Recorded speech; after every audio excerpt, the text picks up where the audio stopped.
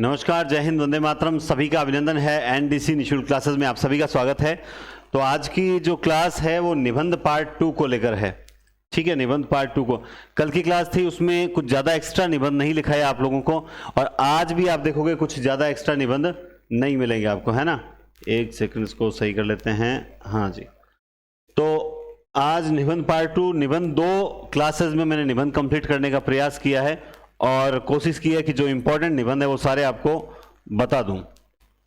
चलिए, तो आज हम जो निबंध पढ़ेंगे, जैसे हमने कल द्विवेदी युग पढ़ लिया और भारतेंदु युग को पढ़ लिया था, आज हम पढ़ेंगे शुक्ल युग को।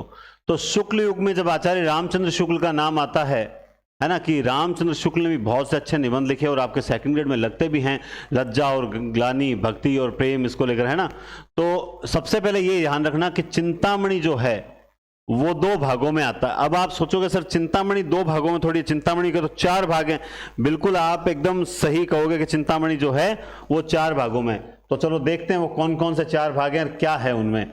तो सबसे पहले जो चिंतामणि है, ठीक है, चिंतामणि भाग 1, ठीक है। फिर यहां पे चिंतामणि भाग 2, फिर यहां चिंतामणि भाग 3, फिर यहां चिंतामणि और भाग 4। ये 4 भागों में चिंतामणि आप किताबों में पढ़ोगे, ठीक है। तो ये 4 भागों में पढ़े, आपने 2 भाग लिखा है, ऐसा क्यों? इसके पीछे भी रीजन है, ठीक है। देखो, सबसे पे इंपॉर्टेंट ध्यान रखना है, जो चिंतामणि भाग फर्स्ट है ना, इसके संपादक हैं ARC। मैं यहां लिख रहा हूं, वो संपादक लिख रहा हूं, क्योंकि ये हम पढ़ते जरूर है कि चिंतामणि रामचंद्र शुक्ल ने केवल और केवल जो है वो चिंतामणि भाग 1 का ही संपादन करवाया था। किसका? भाग 1 का संपादन करवाया।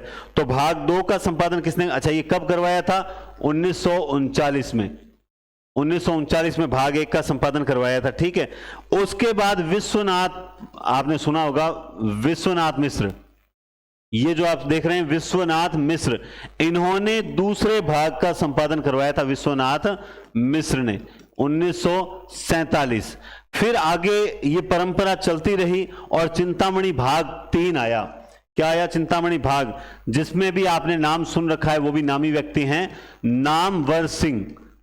क्या नाम है? नामवर सिंह। इन्होंने इसका प्रकाशन करवाया था। और चौथा जो है, इसका प्रकाशन करवाने वाले 2 व्यक्ति थे, कुसुम चतुर्वेदी और ओम प्रकाश सिंह। कुसुम चतुर्वेदी और ओम प्रकाश सिंह, ये ओम प्रकाश सिंह। तो फिर आपने यहां पे ये 2 भागों में क्यों लिखा है? क्योंकि मैंने आपको कल भी जैसा कि बताया कि मतलब कुछ किताबों में यही दे रखा है कि चिंतामणि जो है 2 भागों में प्रकाशित है, उन दोनों का प्रकाशन जो है रामचंद्र शुक्ल ने करवाया। जबकि वर्तमान जो किताबें आ रही है वो कह रही है कि नहीं, दूसरे भाग का संपादन जो है वो विश्वनाथ प्रसाद मिश्र ने करवाया था। इसमें कोई संदेह नहीं है, ठीक है ना। और इन टोटल में मिलाकर कुल जो है 47 निबंध है। लेकिन अगर आपसे पूछते जो रामचंद्र शुक्ल ने जिस चिंतामणि भाग प्रथम का प्रकाशित करवाया था उसमें कितने हैं, तो उसमें 17 निबंध हैं। कितने निबंध हैं? 17 निबंध। बाकी याद करने की जरूरत नहीं है, 17 इसमें अकेले में, बाकी इन तीनों में 30 हैं। जैसे इसमें मान लो सेकंड में अगर या भाई है आसपास 20 है, 21 है, बस इसी तरह से, ठीक है। नहीं, ऐसा नहीं है, शायद इसमें ज्यादा है, मैं कुछ और बता दूंगा, गड़बड़ हो जाएगी। एक सेकंड। चिंतामणि भाग में 17, फिर इसमें 20, फिर इसमें 21, इस चौथे भाग में 47 हैं, ऐसा है। हाँ ठीक है, सॉरी, मैं अभी कुल बता देता। पहले में 17 निबंध है, दूसरे में 20 निबंध है, तीसरे में 21 है, और चौथा भाग जो 2 जनों ने मिलकर लिखा है, तो ऑब्वियसली 2 जने हो गए तो ज्यादा हो गया, 47 हो गया। अब इनमें है कौन कौन से निबंध? तब जब आप इनके निबंधों को पढ़ोगे तो इनमें आपको किस प्रकार के निबंध मिलेंगे। जैसे ग्लानि, सबसे इंपॉर्टेंट तो अभी आपके फर्स्ट ग्रेड में लगता है, आपने सुना होगा, कविता क्या है।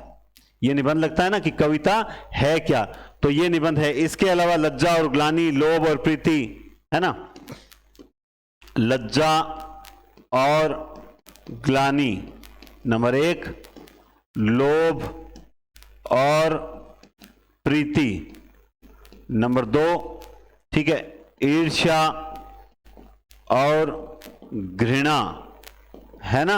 इसी तरह से भक्ति और प्रेम, है कि नहीं है। लज्जा, ग्लानि, लोभ, प्रीति, ईर्ष्या, घृणा, भक्ति, प्रेम, है ना।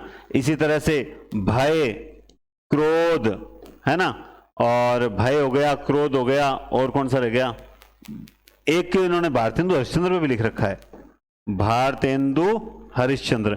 अब ये इनके निबंध हैं। अब हम निबंध याद करते हैं। मानता हूं कि एक आध प्रश्न रामचंद्र शुक्ल के निबंध से आ जाता है। जैसा कि कल मैंने तरीका बताया कि जो विधा पढ़ रहे हो उस विधा के अकॉर्डिंग आपको तैयारी करनी चाहिए। हम जानते हैं कि अगर एग्जामिनर रामचंद्र शुक्ल में से प्रश्न पूछेगा, यानी इस लेखक का कोई प्रश्न पूछेगा, तो निश्चित रूप से कोई न कोई कथन पूछेगा। अगर रामचंद्र शुक्ल के निबंधों को पूछ लिया तो फिर वो कथन किसके पूछेगा? पैटर्न समझ रहे हो ना आप? तो ये मान के चलिए कि रामचंद्र शुक्ल के निबंधों से ज्यादा इंपॉर्टेंट है इनके कथन, जो इन्होंने सूरदास के बारे में जो बोले हैं, जो इन्होंने तुलसीदास के बारे में बोले, तो वो ज्यादा इंपॉर्टेंट आते हैं। ठीक है। और साथ में कहा जाता है इनको निबंध सम्राट भी कहा जाता है। अब सम्राट इसलिए नहीं कि इन्होंने निबंध ज्यादा लिखे हैं, नहीं, निबंध तो ज्यादा बालकृष्ण भट्ट ने लिखे हैं, 1000 से ज्यादा निबंध लिखे हैं, और भट्ट निबंधमाला में 2 भागों में लिख रखे हैं। लेकिन इनको इसलिए सम्राट कहा जाता है क्योंकि अगर आपने सेकंड ग्रेड में इनके जो लोभ, प्रीति और भक्ति और प्रेम वगैरह, भक्ति और प्रेम एक श्रद्धा को लेकर भी है, तो इन्होंने श्रद्धा, भक्ति, प्रेम में जो श्रद्धा, भक्ति और प्रेम का जो अंतर बताया, जो डिफरेंस बताया है कि प्रेम में एकनिष्ठता का भाव होता है, जबकि श्रद्धा में जो है वो भाव एकनिष्ठ नहीं रहता।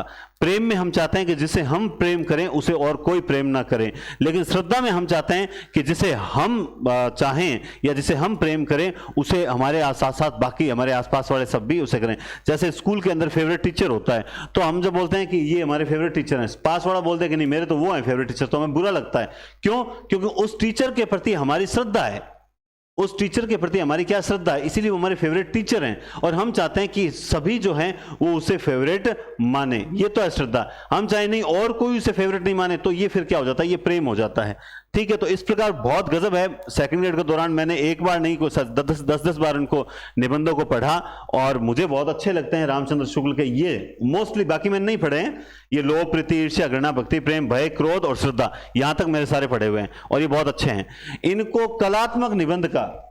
कलात्मक निबंध का जन्मदाता भी कहा जाता है। इसके अलावा आपको यहां पे कुछ भी नहीं पूछा जाएगा। ठीक है। अब बात करते हैं बाबू गुलाब राय, इनका निबंध है फिर निराशा क्यों। जब आपको गुलाब दे दिया है ना, तो फिर निराशा क्यों? गुलाब के बाद भी कभी असफलताएं मिली, मेरी असफलताएं। और एक इनका प्रसिद्ध है ठलुआ क्लब। क्या है? ठलुआ क्लब। एक इनका निबंध और बता देता हूं आपको, कुछ उथले कुछ गहरे, कुछ उथले और कुछ गहरे, ये भी जो है इनका बहुत प्रसिद्ध निबंध है। इसके अलावा आप देखोगे सियाराम शरण गुप्त, सियाराम की शरणों में झूठ और सच दोनों चलता है, यानी झूठ भी अगर बोलते हो तो माफ कर दिया जाता है, क्योंकि सियाराम शरण में जाओगे तो आपके झूठ गुप्त रूप से होने चाहिए और सच जो है वो ओपनली होने चाहिए। तो सियाराम शरण गुप्त, झूठ सच, ये इनका एक निबंध माना जाता है। इसके अलावा यहां एक और बता देता हूं, पहले एक और बता देता हूं, चलिए यहीं बता देता हूं, है ना, क्योंकि एक साथ एक आध निबंध है ना, बता दूं तो बढ़िया रहेगा। जैसे चतुर्सेन शास्त्री का है, चतुर्सेन शास्त्री, सिर्फ एक ही बताऊंगा, ज्यादा मैं नहीं बताऊंगा, है ना। अंतःस्थल क्या होगा? चतुर्सेन शास्त्री का अंतःस्थल। इसे भी आपको याद रखना है।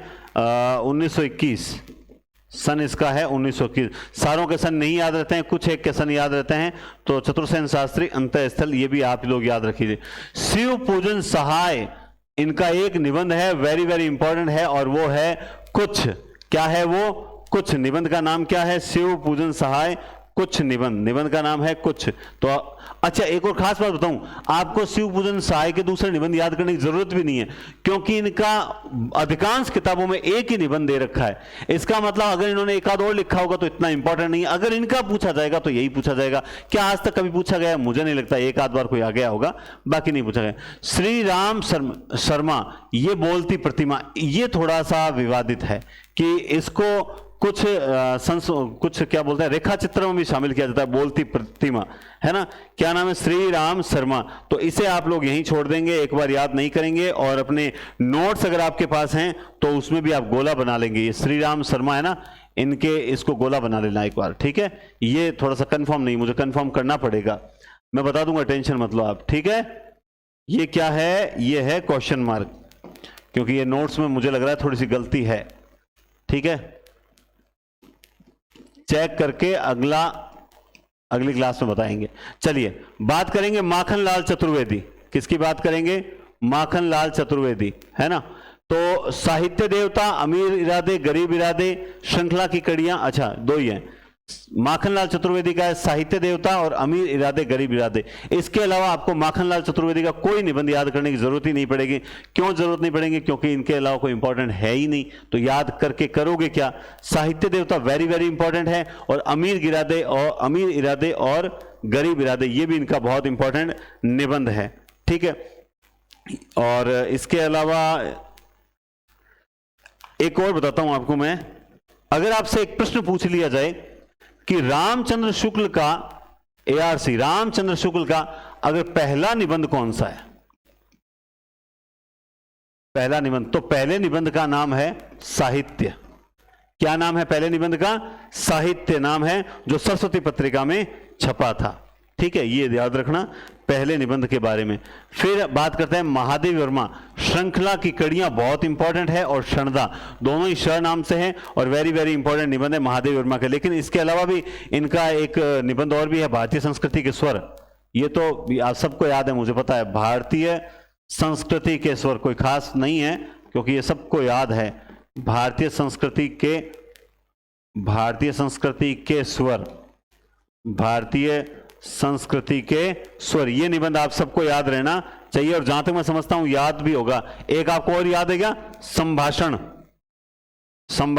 ये तो महादेव वर्मा का जब परिचय बताया था तब मैंने पढ़ाया भी था संभाषण, तो ये भी इंपॉर्टेंट है। इसके अलावा अगर आप निबंध याद करोगे तो देखते हैं, ये चेक करेंगे, बोलती प्रतिमा थोड़ा चेक कर लेंगे, शिवभोजन साई का कुछ है, और हजारी प्रसाद द्विवेदी हैं यहाँ पे, आगे नहीं, फिर यहीं बता देता हूं आपको, यहां बताता हूं, हरिशंकर परसाई, इनको भी याद करना जरूरी है, हरिशंकर परसाई।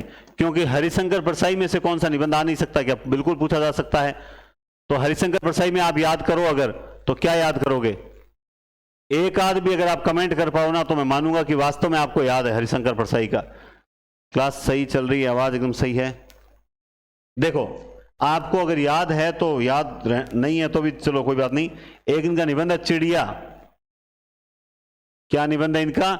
चिड़िया घर। चिड़िया कहां थी? घर। एक निबंध और है जो व्यंग्य है, व्यंग्य, आपको पता है हरिशंकर परसाई जो है व्यंग्यात्मक लिखते हैं, और वो है देवियों का दबदबा। ये आपको याद रहेगा। क्यों याद रहेगा? क्योंकि यहां महिला शक्ति ज्यादा बैठी है, और महिला शक्ति ज्यादा बैठी है तो उनको पता है ना, उनको पता है कि घर में हमारा ही दबदबा रहता है। तो कुल मिला के देवियों का दबदबा, हरिशंकर परसाई का, ये भी इंपॉर्टेंट निबंध है, ठीक है। और इसके अलावा मुझे नहीं लगता, हाँ ज्यादा से ज्यादा एक याद करो, जंतु। एक इनका निबंध और है, जंतु नाम से भी है, जंतु ही होगा शायद, जंतु नहीं है, पूरा नाम है संपादक जंतु।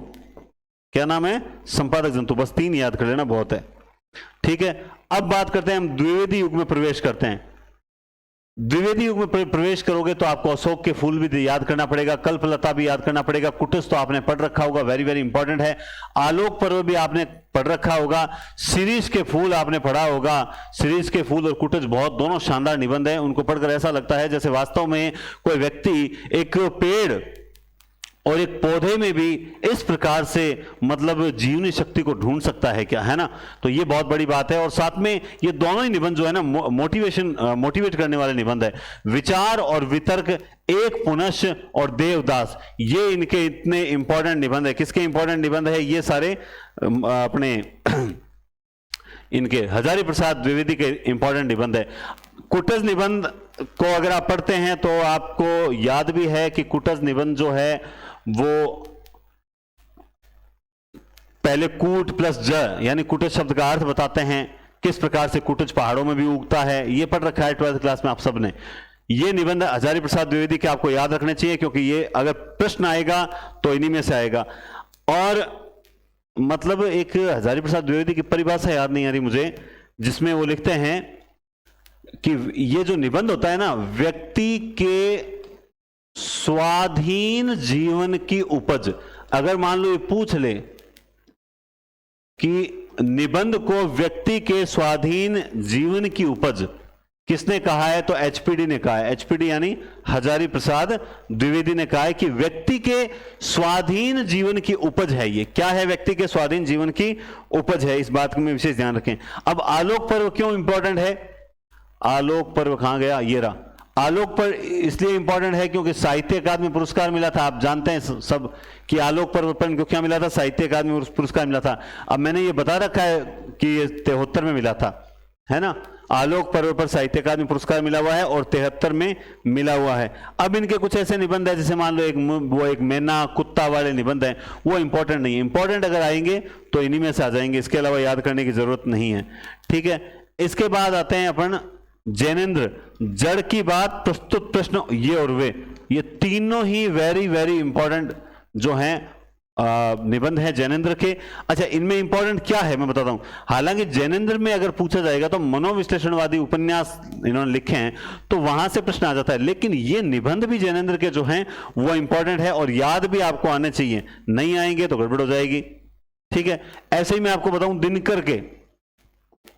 अब देखो, अब आप सोचोगे सर आपने उपन्यास में तो निबंधों में उपन्यासों में क्या क्या है, कहानियों में क्या क्या वो बताया, लेकिन सर निबंधों में बताओ।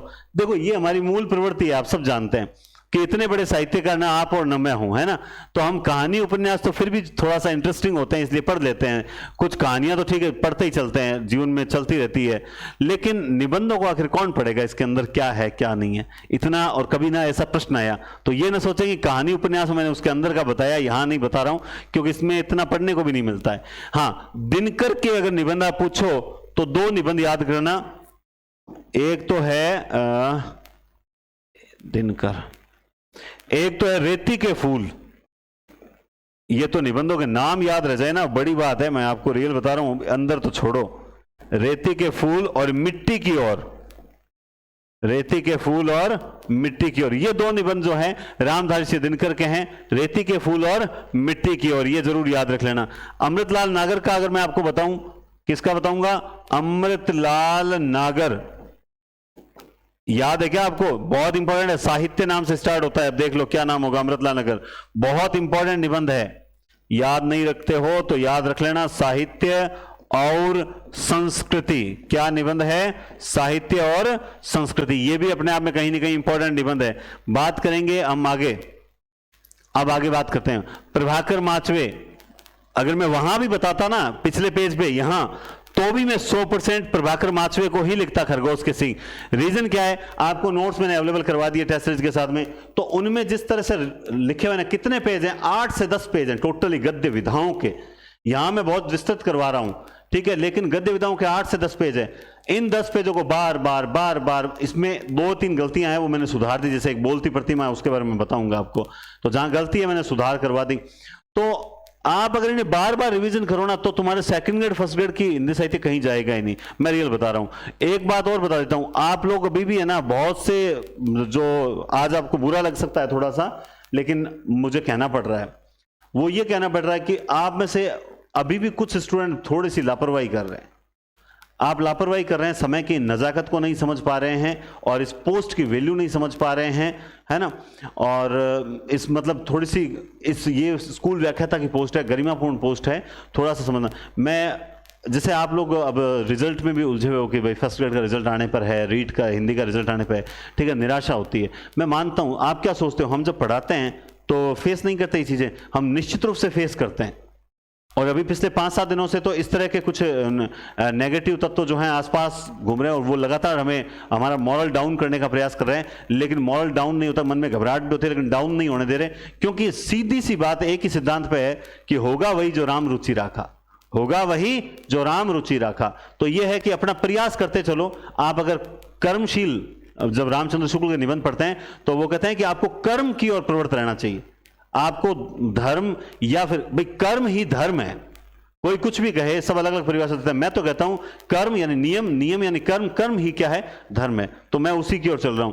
तो इसीलिए आप लोगों को एक छोटा सा काम करना पड़ेगा, और वो अपनी क्लासेस के लिए, आपके और मेरे लिए दोनों, मेरे लिए भी बहुत ज़रूरी है, मैं तो रियल बात बताऊंगा, ऐसा नहीं, और आप लोगों के लिए ज़रूरी है। ज़रूरी क्या है कि काफ़ी दिनों से कुछ मेल्स वगैरह इस टाइप से आ रहे हैं कि आप ये मेल्स है, इसके साथ जो है यूट्यूब चैनल है उसको जोड़ो, इस तरह से मेल आ रहे हैं। तो डर लगता है कि कल को कोई चैनल जो है उस पर मतलब गड़बड़ न करने का प्रयास करे। आज आपको पता है हैकिंग जैसी चीज़ें डरती है। इसीलिए मैंने जो गौरव जी सर से कंसल्ट करके एक चीज़ की है, और वो ये है कि आपको एक काम करना है। आप में से कईयों ने देख लिया होगा, आप देखो, आप YouTube पे जाके और जैसे ही ऊपर NDC क्लासेस नाम से इस तरह डालोगे, सर्च करोगे NDC क्लासेस, और ये सर्च आप करोगे तो अपना चैनल आएगा, मोबाइल पे उस टाइप से आएगा, इस तरह से आपका सामने चैनल आ जाएगा। चैनल आए तो आप पहले नाम पे क्लिक करोगे, जैसे ही नाम पे क्लिक करोगे अपना पूरा चैनल ओपन हो जाएगा। इस तरह होता है ना अभ्यर्थियों के मार्गदर्शन एवं सभी परीक्षाओं में रणनीति, नरेंद्र दानचान, तो ये इस तरह ओपन होगा। ओपन होने के बाद एक यहाँ पे आपको मैंने मिलेगा NDC क्लासेस नाम से, जिसमें अब 78 सब्सक्राइबर नजर आ रहा है, विजय सुनिश्चित है। ये अपना बैकअप चैनल है। क्या है ये बैकअप चैनल है। क्योंकि इन फ्यूचर इसमें कुछ गड़बड़ होती है तो अपने पास हाथ में कुछ हथियार रहना चाहिए। तो आप सब लोग जाके जो है आज इतना काम जरूर करोगे। लाइक सब्सक्राइब के लिए आजकल मैं बहुत कम बोलता हूं, ठीक है, मेरे स्टूडेंट्स कुछ है वो बोलते रहते हैं, तो आपको याद रहे, जरूरी है। मार्केट में जैनेन्द्र ने बाजार दर्शन में कहा है, जो दिखता है वही बिकता है। सीधी सी बात है, जो दिखता है वही बिकता है। आजकल अच्छी चीजों का प्रचार ज्यादा करना पड़ता है, बुरी चीजों के लिए कहना ही नहीं पड़ता लाइक और सब्सक्राइब करो, तुरंत हो जाता है। तो यूं मान लीजिए समय है, समय की मांग है, तो मैं आपसे कहूंगा कि आज ही जाके आप इसे सब्सक्राइब जरूर करके रखें, ताकि मुझे भी थोड़ा लगे कि हाँ मेरी बात आप तक पहुंच रही है और मेरा जो डर है उसे आप समझ रहे हो, और इसे सब्सक्राइब जरूर करें ताकि इन फ्यूचर इस पर भी कुछ जो है वीडियोस वगैरह हैं मिलते रहें, और ताकि आपको रहे कि हाँ एक्टिव चैनल है और सर का ही है। ठीक है, इतना सा ये मेरा निवेदन है। और नरेंद्र कोहली की कविताओं में जैसे कहते हैं कि अर्जी मेरी है और मर्जी आपकी है। ठीक है, चलिए, तो प्रभाकर माचवे खरगोश के सींग, प्रभाकर माचवे खरगोश के सींग, ठीक है। विद्यानिवास मिश्र के याद करेंगे। विद्यानिवास मिश्र का जो ये निबंध है, मेरे राम का मुकुट भीग रहा है, ये इंपॉर्टेंट का पिताजी है, यूं समझ लो। इंपॉर्टेंट का भी क्या है, बाप है ये निबंध। मेरे राम का मुकुट भीग रहा है, और ये क्या आप मानते हो, इसे हल्का निबंध मानते हो? ये भी वेरी वेरी इंपॉर्टेंट है। अब यही चीज होती है, जब निबंध पढ़ रहे हो ना, तो आपको विद्यानिवास मिश्र को पढ़ना ही पढ़ना पड़ेगा। तुम चंदन हम पानी, प्रभु जी तुम चंदन हम पानी, ये निबंध भी जो किसका है, विद्यानिवास मिश्र का है। ये आपको याद रखना पड़ेगा। एक मैं पहले एक निबंध मुझे याद आ गया, बता देता हूं, फिर बाद में भूल जाऊंगा। नामवर सिंह का है,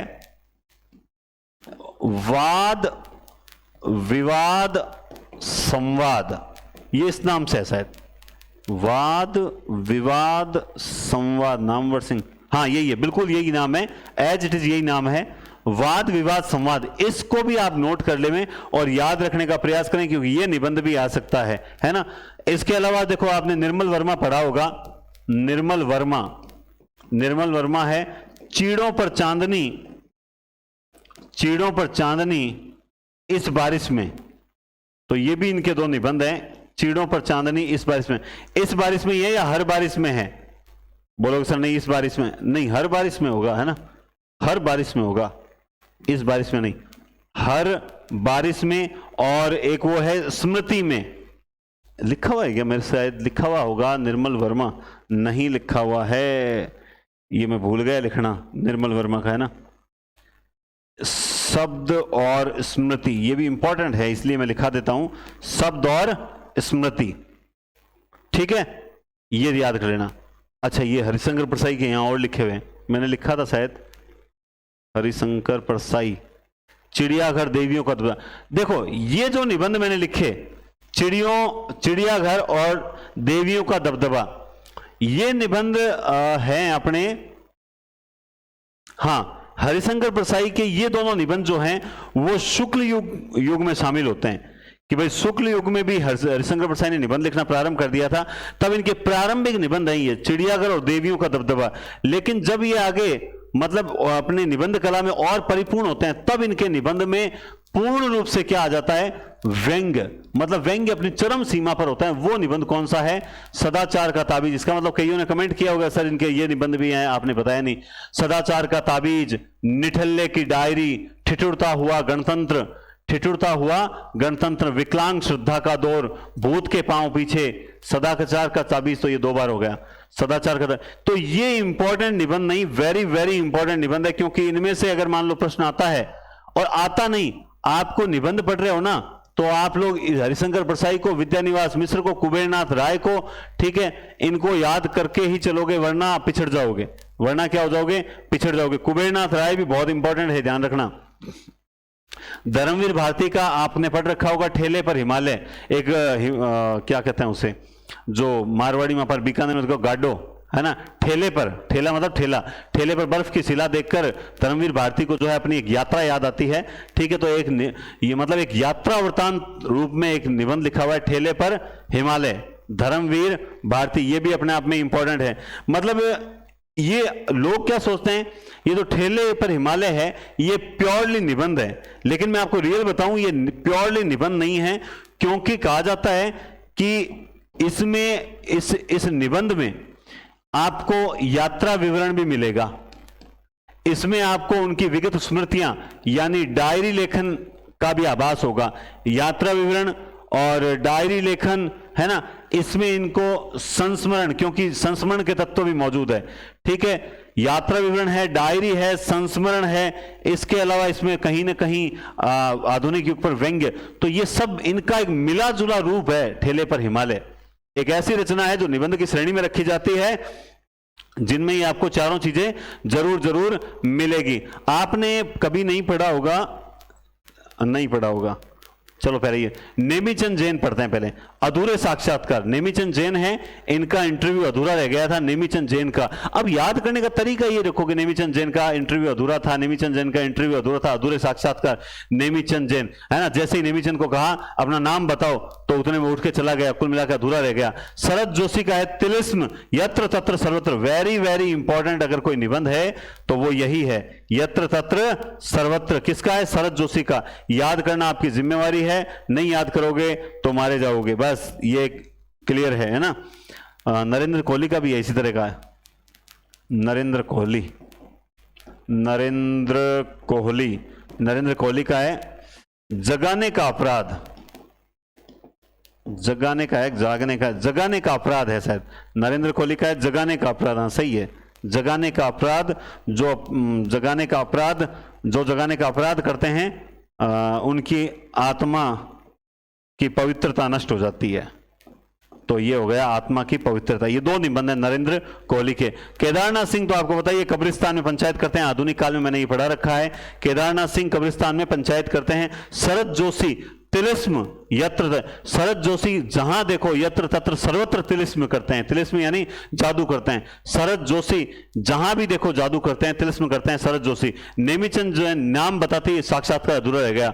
हरिशंकर परसाई का ठिठुरता हुआ गणतंत्र, सदाचार का ताबीज, निठल्ले की डायरी, विकलांग श्रद्धा का दौर, भूत के पांव पीछे, इसी तरह चिड़ियाघर अभी हम पढ़ के आए, वो शुक्ल युग का निबंध है। तो ये भी अपने आप में बहुत इंपॉर्टेंट है। हमने विद्यानिवास मिश्र का मेरे राम का मुकुट भीग रहा है, चित्रण की छां, तुम चंदन हम पानी, ये मैंने आपको बता दिया। नामवर सिंह का वाद विवाद संवाद, निर्मल वर्मा का चिड़ों पर चांदनी हर बारिश में, और शब्द और स्मृति, ये भी अपने आप में क्या है, इंपॉर्टेंट है। ठीक है ना, नामवर सिंह का बता दिया। और तो क्या बताऊं, इसमें कुछ मुझे नहीं लगा।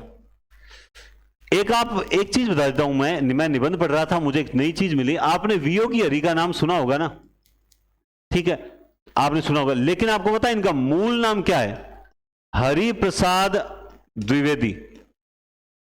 वियोगी हरि का मूल नाम है हरि प्रसाद द्विवेदी। मैंने हरि प्रसाद द्विवेदी का एक निबंध बताया तो ऑफलाइन क्लास में, तब बोला कि सर ये तो वियोगी हरि का है। तब कंफ्यूजन हुआ, मैंने कहा किताब में तो इसी का दे रखा है, ऑथेंटिक किताब है। बाद में पता चला वियोगी हरि का ही मूल नाम जो है वो हरि प्रसाद द्विवेदी है। इनका नाम इन्होंने चेंज करके लिखा था, वियोगी हरि इनका उपनाम कह सकते हैं, या जिस नाम से इनको जाना जाता है वो कह सकते हैं। ठीक है, अब चलते हैं आगे कुछ एक्स्ट्रा लिखने के लिए। माखनलाल चतुर्वेदी मैंने आपको बता दिया ना, साहित्य देवता अमीर इरादे गरीब इरादे। अब कुछ एक्स्ट्रा निबंधों में जैसे आप सबसे पहले विराम चिन्ह को पढ़ेंगे। आपने विराम चिन्ह कहानी पढ़ी होगी, लेकिन विराम चिन्ह ये निबंध है रामविलास शर्मा का। रामविलास शर्मा का। अब ये अपने आप में इंपॉर्टेंट हो जाता है, क्योंकि रामविलास मतलब अब मैं जो आपको लिखा रहा हूं ना वो कुछ एक्स्ट्रा इंपॉर्टेंट निबंध है, रामविलास शर्मा का है ना। और इसके अलावा जैसे अज्ञे का पहला निबंध,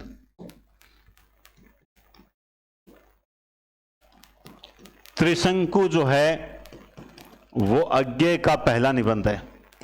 4-5 लाइन लिखाऊंगा, ज्यादा नहीं लिखाऊंगा। अज्ञे का पहला निबंध है त्रिशंकु, ठीक है। इसी तरह से आपने देखा होगा रामधारी सिंह दिनकर का, ये वो लिखा रहा हूं जो मुझे लगता है पेपर में आते हैं। रामधारी सिंह दिनकर, संस्कृति के 4 अध्याय, जिस पर इनको पुरस्कार मिला हुआ है। संस्कृति के 4 अध्याय, संस्कृति के 4 अध्याय। वहां मैंने नहीं लिखाया, ये अलग से लिखा रहा हूं क्योंकि ये इंपॉर्टेंट है, क्योंकि इन पर साहित्य अकादमी पुरस्कार मिला हुआ है 59 में, ठीक है ना। 1959 में इस पर क्या मिला हुआ है, साहित्य अकादमी पुरस्कार मिला है ना। एक निबंध है आप क्या है क्या आप, ये है विष्णु प्रभाकर का। आप क्या है, ये निबंध किसका है, विष्णु प्रभाकर का है। आप क्या है, ठीक है।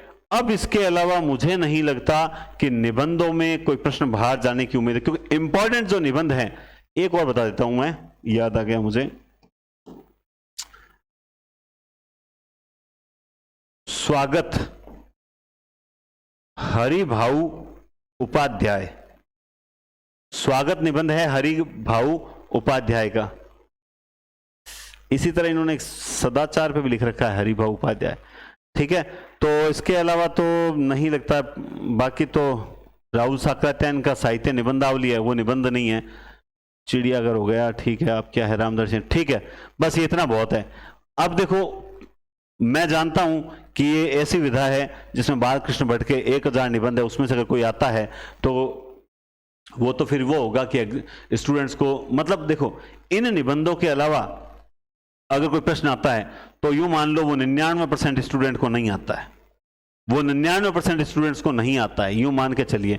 और जो 1% ने भी पढ़ रखा है, वो कोई विशेष, कोई उनके आंखों के सामने आ गया, किसी नोट्स में ऐड था, कुछ छांटे हुए निबंधों में, या कोई ऑथेंटिक जैसे 12वीं की किताब में, 10th की किताब में दे रखा था और वही नोट्स में ऐड हो गया और मिल जाए। इसके अलावा मुझे नहीं लगता कि इन निबंधों के अलावा पूछेगा। चलो बाई चांस पूछ लिया, तो अगर पूछ भी लेते हैं तो अभी ऑप्शन इन्हीं में से होंगे। क्या होंगे, ऑप्शंस इन्हीं में से होंगे। तो इसलिए यूं कह सकते हैं कि इनसे बाहर निबंधों में कुछ नहीं जाने की उम्मीद, मुझे तो बिल्कुल भी उम्मीद नहीं है, ठीक है। रामचंद्र शुक्ल के निबंध तो याद रखनी है, फिर निराशा क्यों, मेरी असफलताएं, ठलुआ क्लब, ये सारे इन्हीं के निबंध है, ठीक है। और आपको एक और बताऊं क्या, एक निबंध और बताऊं। हाँ देखो, एक निबंध है, आपको पता हो शायद, दुबे जी की चिट्ठियां। दुबे जी की चिट्ठियां, ये निबंध आपको पता है क्या, बताओ किसका है। बहुत प्रसिद्ध है वैसे। दुबे जी की चिट्ठियां विश्वंबरनाथ शर्मा का है। किसका है, विश्वंबरनाथ शर्मा का है, दुबे जी की चिट्ठियां। अब ये इस तरह से याद आते रहते हैं तो लिखते जाओ, वो कोई इंपॉर्टेंट बात नहीं है। जैसे तरंगिणी, जगदीश चंद्र, तरंगिणी निबंध है जगदीश चंद्र का, तरंगिणी। अब ये निबंध एक एक दो का एक एक निबंध होते हैं तो वो पढ़ लेते हैं। जगदीश, जगदीश, जगदीश झा है, जो विमल नाम से जाने जाते हैं, विमल गुटका नहीं है, ठीक है। जगदीश झा, तरंगिणी। बस अब मैं ऐसे टाइम लगाता रहूंगा, मैं लिखता रहूंगा, मुझे पक्का पता है। तो अब आप मान लो इनसे हटकर भी कुछ आता है ना, तो ऑप्शंस तो यही आएंगे, ठीक है। अभी तक क्या मेरी क्लास खत्म हो गई? नहीं, मैं जब प्रश्नोत्तरी करवाऊंगा साहित्य की तो इन निबंधों में से तो क्वेश्चन होंगे ही होंगे। जो एक्स्ट्रा इंपॉर्टेंट मुझे लगते हैं वो भी मैं ऐड करूंगा, उनकी भी व्याख्या करूंगा, क्यों मैं ऑब्जेक्टिव प्रश्नोत्तरी इस प्रकार लाऊंगा जिसमें मैं हर प्रश्न की व्याख्या कर सकूं, जिससे आपकी प्रैक्टिस जो है एक तो टेस्ट सीरीज के माध्यम से हो ही रही है।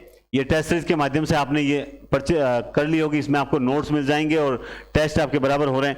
अब टेस्ट में जैसे पिछली बार सेकंड टेस्ट में कुछ अभ्रंश साहित्य के भी क्वेश्चन आ गए थे, तो देखो आपको पता है आदिकाल को 4 टुकड़ों में बांटकर क्वेश्चन तैयार किए तो थोड़े से कम पड़ जाते हैं ना क्वेश्चन, तो फिर जो है अब की बार क्या करेंगे, अगर कम पड़ते हैं पीछे वाले डाल देंगे, नेक्स्ट टेस्ट का नहीं डालेंगे, तो थोड़ा ध्यान रखेंगे। तो 4-4 भागों में डिवाइड कर रखा है, तो ऑब्वियसली कुछ क्वेश्चन इंपॉर्टेंट है, ठीक है, माना कि आपने नहीं पढ़ा था, लेकिन आदिकाल को बराबर घोटते रहें। आज या कल में वापस कब है टेस्ट? शेड्यूल में है 1, 4, 7 कल है टेस्ट, तो कल होगा तीसरा टेस्ट आपका, है ना। तो कल अभ्रंश साहित्य का टेस्ट है, तो अभ्रंश के पीछे वाले क्वेश्चन भी देख लेना और नया टेस्ट भी हो जाएगा। उसके बाद आपका नेक्स्ट टेस्ट जो है वो संपूर्ण आदिकाल का, उसमें जो रैंक आएगी तब मैं बताऊंगा। दूसरी बात एक बता दूं, मैं आप सबकी रैंक नहीं बताऊंगा यहाँ पर, मैं जो टॉप 50 स्टूडेंट है यानी 50 स्टूडेंट या 20 स्टूडेंट उनको बताऊंगा। एक बात और बता देना चाहता हूं मैं कि जैसे मैं एक चैट आपसे शेयर करूंगा टेलीग्राम पर या फिर जहां भी, कुछ बच्चे मतलब इस तरह मैसेज करते हैं कि सर आप फर्स्ट ग्रेड का पहले करवा दो, कोर्स करवाना तो करवा दो, वरना जो है और भी बहुत पढ़ाते हैं। तो भैया अगर और भी बहुत पढ़ाते हैं तो पढ़ लो, मैंने मना थोड़ी किया, मैंने ये थोड़ी कहा है कि मैं आपको बॉन्डिंग कर रहा हूं, ऐसा तो है नहीं कि आप फर्स्ट ग्रेड का करवाओ तो करवा दो, वरना ऑफलाइन क्लासेस बहुत पढ़ी है। तो भाई ऑफलाइन अगर पढ़ना चाहते हो तो पढ़ लो, मुझे कोई आपत्ति नहीं है। जरूरतमंद छात्रों के लिए ये क्लासेस स्टार्ट हैं। पेड कोर्स मैं भी चाहता तो स्टार्ट कर सकता था, है ना, लेकिन मैंने इस बार पूरा ही निःशुल्क कर दिया। मुझे जब बच्चे पूछते हैं सर आपका पेड कोर्स भी है, मैं क्या कहता हूं, मैं ये पेड कोर्स को ही मैंने फ्री किया, यूं मान लीजिए। तो इससे ज्यादा तो और क्या कहूं। दूसरी बात ऑफलाइन की बात आती है, मैं भी देखो विज्ञप्ति आने के बाद जब एग्जाम डेट आउट होती है कि भाई 2 या 3 महीने रहें, उस वक्त निश्चित रूप से, या मान लो विज्ञप्ति आने के बाद ऑफलाइन बैच जरूर लगाएंगे, इसमें कोई दो राय नहीं। मार्गदर्शन के लिए मैं हमेशा टेस्ट सीरीज के माध्यम से मार्गदर्शन करता हूं ऑफलाइन। उस वक्त मैं उन्हीं बच्चों को ऑफलाइन में बिठाऊंगा जिन्होंने ये क्लासेस देखी है। जो ऑफलाइन मेरा मार्गदर्शन चलता है, जिसमें आप यूं मान लीजिए सिर्फ मार्गदर्शन है और उसमें मार्गदर्शन नाम है लेकिन क्लास कोर्स पूरा हो जाता है उसमें भी, क्योंकि पढ़ा हुआ होगा ना तो मुझे ज्यादा समय नहीं लगेगा। अब कोई आ जाए कि सर मैं तो 0 लेवल से तैयारी कर रहा हूं, मैं उसे बिल्कुल भी नहीं बिठाऊंगा। क्यों नहीं बिठाऊंगा? क्योंकि मैं फरवरी से जो है दिन रात मेहनत कर रहा हूं कि अगर तुम खाली समय का उपयोग करो और इन क्लासेस को देख लो, ताकि जब ऑफलाइन में आओगे तो तुम्हारे सारे डाउट्स क्लियर हो जाएंगे। लगातार टेस्ट होंगे तो उनमें से ही बिठाएंगे। इसीलिए मुझसे कम से कम अब तक 60+ रजिस्ट्रेशन, मतलब एक ना बोले सर जब लगाओ तब बता देना, वो रजिस्ट्रेशन ही एक तरह का। तो मैं उनसे ही कहता हूं पहले क्लासेस देख लेना, क्योंकि जब भी स्टार्ट होगा तो पहले एक ऑफलाइन टेस्ट रखा जाएगा। उस टेस्ट में एक स्कोर होगा कि इससे ऊपर ऊपर अगर नंबर लाते हो, आप पढ़कर आते हो, तो निश्चित रूप से आपको बिठाएं। और वो क्या होगा, बेसिक का होगा। जो मेरी क्लासेस हैं उनसे एक भी बाहर क्वेश्चन नहीं होगा। तो जो क्लासेस सीरियसली देखता है उनको तो पढ़ाने का ही मजा। अब मान लो पढ़ने की इच्छा है नहीं और सिर्फ टाइम पास कर रहे हैं कि भाई हाँ कोचिंग जा रहे हैं, ऐसे मैं तो टाइम वेस्ट करूंगा ही नहीं, मैं तो बिल्कुल भी नहीं करूंगा टाइम वेस्ट। मैं यहां पर अपना 100% एफर्ट देता हूं, बहुत बढ़िया पढ़ाने का प्रयास करता हूं। निबंध, कहानी, उपन्यास मुझे ये लगा कि मुझे थोड़ा विस्तृत पढ़ाना चाहिए, मैंने विस्तृत पढ़ाया, आपको कह दिया भाई लिख लो, है ना। निबंधों में आपको ज्यादा लिखने की जरूरत नहीं पड़ी। अब आने वाली विधाएं हैं उसमें लिखने की जरूरत नहीं पड़ेगी, क्योंकि उसमें नाम मात्र 1-2 ऐड कराऊंगा, ज्यादा ऐड नहीं कराऊंगा। तो मेरे अनुसार चलोगे तो मेरे अनुसार चलना पड़ेगा, और मेरे अनुसार नहीं चलते हो तो मैं व्हाट्सएप पे एक ही मैसेज करता हूं, आप स्वतंत्र हैं, बस इससे ज्यादा कुछ नहीं। तो बहुत बहुत धन्यवाद। आप जो रेगुलर पढ़ रहे हो उनको मेरी शुभकामनाएं और उनको गुड लक। आप बढ़िया तैयारी करो, मैं आपके साथ जुड़ा हूं और बढ़िया तैयारी करवाऊंगा। अंत तक एक एक टॉपिक आपको निःशुल्क ही करवाएंगे, निश्चित रहना, है ना।